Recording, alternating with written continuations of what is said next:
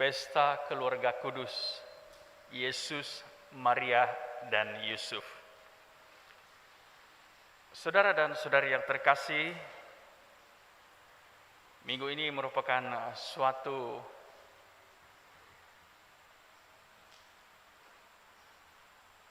perjalanan iman kita yang seterusnya dibawa untuk bukan sahaja masih di dalam minggu oktav Natal, tetapi kita juga diminta untuk melihat keluarga di mana Yesus itu dilahirkan.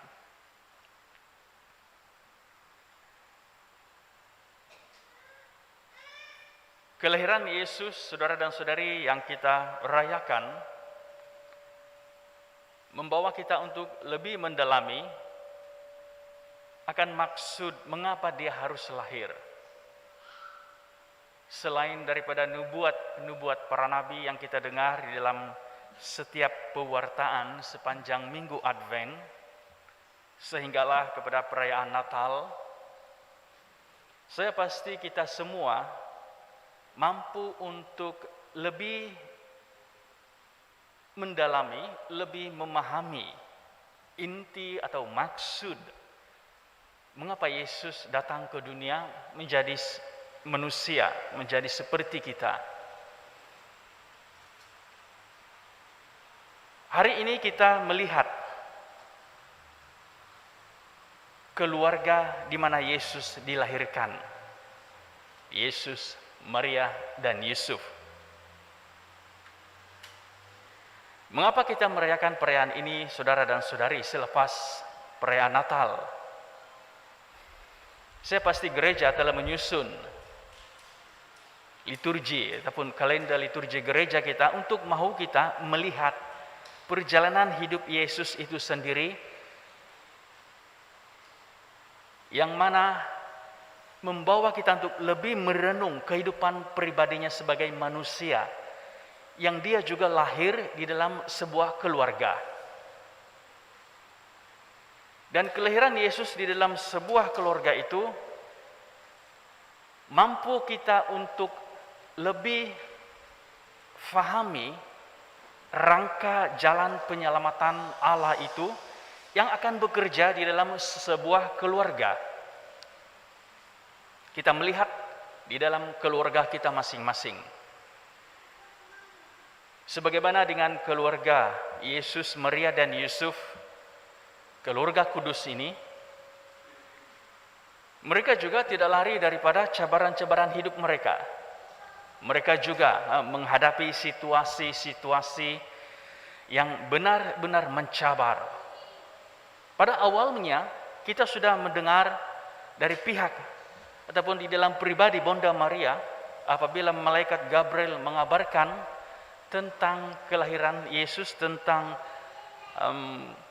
Yesus yang akan dikandung oleh Bonda Maria melalui kuasa Roh Kudus, Bonda Maria juga telah menghadapi cabaran pada saat itu. Bagaimana mungkin ini terjadi? Saya belum mempunyai suami. Sekali lagi, kita sudah memahami situasi masa itu jika ada seorang wanita yang belum bersuami tetapi sudah mengandung, telah saya perjelaskan, sudah tentulah hukum Taurat akan dikenakan ke atasnya.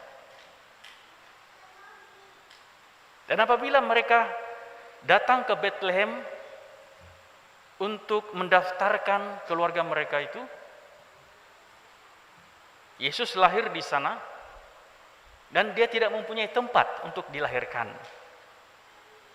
Maria dan Yusuf tidak memperoleh tempat yang sesuai, maka mereka sekali lagi berhadapan dengan saat cemas. Maria melahirkan Yesus di kandang sapi.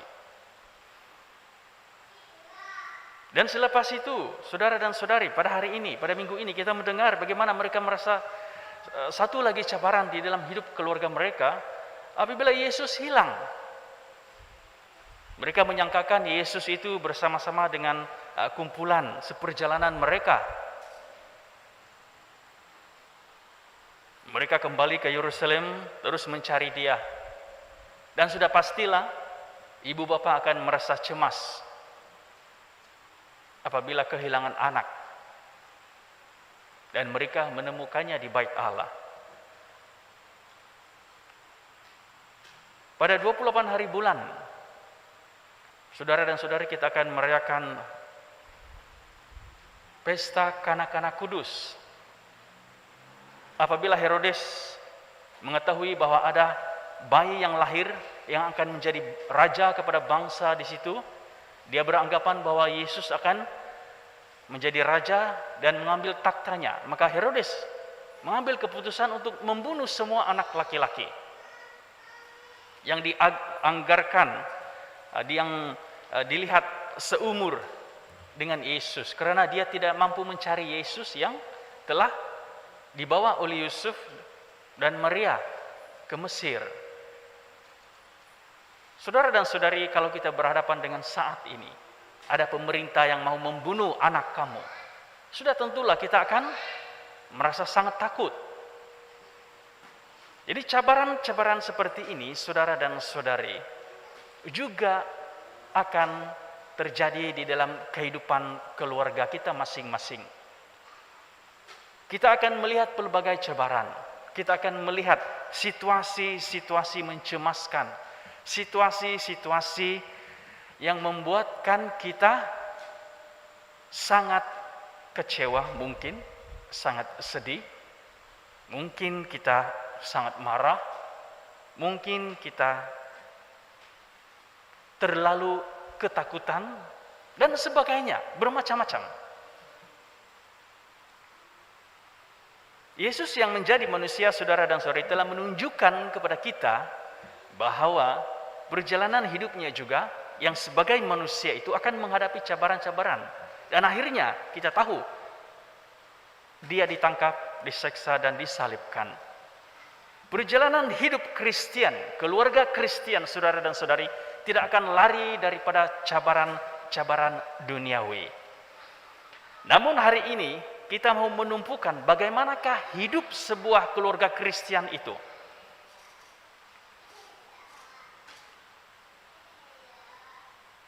Gereja selalu menyatakan keluarga itu adalah sebuah gereja yang kecil, a domestic church. Setiap keluarga kita, saudara dan saudari, adalah sebuah gereja kecil, yang mana kita akan hidup dibimbing oleh kuasa Allah, dilindungi oleh kuasa Allah, dan kita meletakkan pengharapan, kepercayaan, dan perlindungan keluarga itu di tangan Allah itu sendiri. Namun kita harus juga bertanya, sejauh mana kita melihat keluarga kita itu sebagai satu gereja, dan sejauh mana kita meletakkan pengharapan perlindungan keluarga kita itu kepada Allah.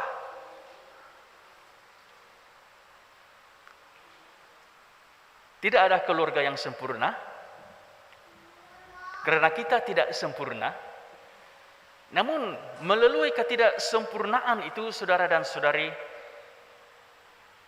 kita akan merasakan sesuatu atau satu keperluan untuk datang kepada sesuatu, untuk membawa keluarga kita kepada sesuatu, yaitu berkat dan kasih Tuhan itu sendiri. Apakah yang akan mengekalkan kehidupan keluarga yang harmoni, yang penuh dengan kasih, yang penuh dengan pengampunan? Sudah tentulah apabila kita membawa kehidupan pribadi Yesus itu sendiri untuk hidup, untuk berkembang, untuk membesar di dalam kehidupan keluarga itu. Saudara dan saudari, keluarga yang tanpa kasih, keluarga yang tanpa pengharapan, keluarga yang tanpa pengampunan akan membawa kepada kehancuran. Sebab itu kita sering dituntut oleh pihak gereja ataupun gereja kita untuk melihat kehidupan keluarga itu, meletakkan Yesus pribadi, Yesus yang lahir itu di dalam kehidupan keluarga. Selalunya apabila kita mendengar pewartaan semasa misa kudus perkawinan. Kita akan mendengar daripada Paulus, "Hai istri-istri, tunduklah kepada suamimu." Dan selepas itu, "Hai suami, hiduplah berbijaksana dengan istrimu. Hai anak-anak," dan sebagainya. Ada orang melihat firman itu sebagai suatu yang membawa kehidupan seorang wanita untuk tunduk kepada suami, dan suami menjadi tuan, dan dia harus mendengar dan melihat, berdiam diri, harus tunduk, dan seperti itu saja. Tetapi kita harus lebih mengerti secara mendalam perkataan yang digunakan oleh Paulus. Apabila Paulus mengatakan, "Hai istri-istri, tunduklah kepada suamimu," bukan bermaksud wanita itu tunduk, berdiam diri, melihat suami sebagai tuan dan sebagai yang akan memerintah isi rumah itu. Tidak. Paulus mahu wanita itu tunduk dalam arti kata menjadi asas, meletakkan peranan kehidupan wanita itu di bawah keluarga. Maksudnya kita menjadi asas, foundation, menjadi tiang menyokong keluarga itu. Tunduk berarti berada di dalam asas kehidupan keluarga, supaya asas kehidupan keluarga itu teguh dan kuat. Bukan menjadi hamba dan suami menjadi tuan, tetapi dia menjadi penyokong.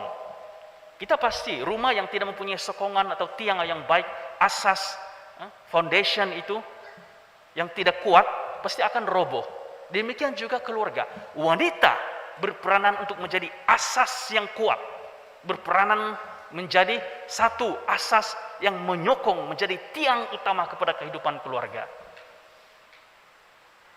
Satu Paulus mengatakan, "Hai suami, berhidup berbijaksana dengan keluarga, dengan istrimu."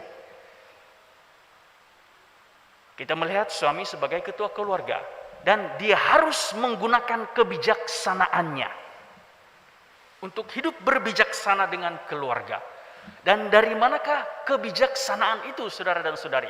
Sudah tentulah apabila mendapat sokongan, asas menyokong kehidupan keluarga itu daripada istri dan anak-anak. Dan kebijaksanaan dari atas, dari Allah itu akan sentiasa diminta oleh ketua keluarga supaya dia bijak membawa hala tuju kehidupan keluarganya. Bukan bermaksud suami bijak dan istri tidak bijak, tetapi dia menjadi ketua keluarga yang harus berbijaksana. Dalam arti kata lain, hidup bersama secara bijaksana. Sebab itu keluarga Kristen, saudara dan saudari, tidak akan lari daripada nilai-nilai kehidupan Kristiani itu. Kalau kita lari daripada nilai-nilai kehidupan Kristen, banyak perkara akan terjadi yang tidak kita akan terbayangkan, yang akan merobohkan institusi kekeluargaan itu.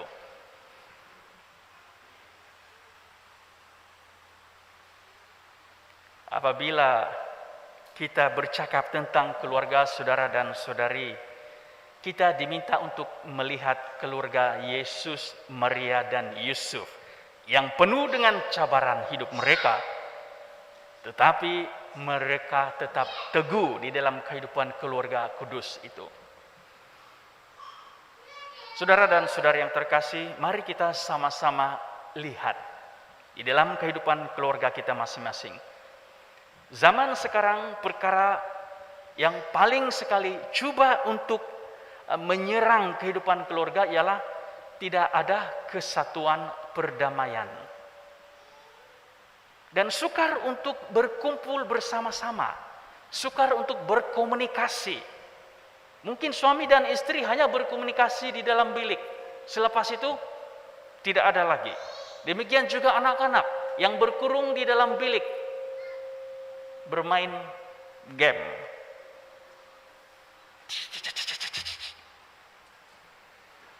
Hanya muncul ke dapur, makan, masuk, balik. Tidak ada komunikasi, duduk bersama, makan bersama, apapun bentuk aktiviti keluarga itu. Supaya lebih mendengar sesama, lebih melihat keperluan sesama, lebih menghayati hidup nilai kekeluargaan itu. Cabaran keluarga zaman modern, saudara dan saudari, sukar berkumpul bersama. Dan itu yang terjadi. Kita melihat, kita menyaksikan realitinya. Namun kita mempunyai cara kita untuk melihat keluarga itu dapat bersatu, berkumpul bersama. Malahan, saudara dan saudari, di dalam kehidupan keluarga, sukar untuk memaafkan, sukar untuk adanya perdamaian. Karena apa? Perkara-perkara duniawi. Kita mendengar di dalam pewartaan, kalau kita terlalu melihat perkara-perkara dunia, maka sukar kita untuk menghidupi kehidupan sebagai anak-anak Allah. Karena dunia ini tidak mengenal Allah. Perkara-perkara duniawi yang membawa kita jauh daripada Allah, menangkap kita, menarik kita keluar daripada kehidupan sebagai anak-anak Allah. Sekarang kita mau bertanya, sekiranya ada di kalangan kita yang sukar memaafkan keluarga kita, mengapa? Kita mau bertanya, sekiranya ada di kalangan kita yang tidak dapat berdamai dengan keluarga kita, mengapa? Kita mau bertanya, mungkin ada di kalangan kita yang tidak boleh melihat wajah keluarga kita pun sukar, karena kita tidak ada kasih dan pengampunan. Dan pengampunan akan membawa kita kepada kebebasan. Kita mengampuni keluarga kita atau orang lain, maka kita bebas dari penjara. Penjara apa? Penjara kebencian. Saudara dan saudari yang terkasih, mari kita membawa Yesus yang lahir itu untuk hidup, tumbuh, membesar di dalam kehidupan keluarga kita. Dan lihat apa yang akan terjadi jika Yesus hidup, hadir, dan membesar sebagai bayi yang dilahirkan itu di dalam kehidupan keluarga kita masing-masing. Amin.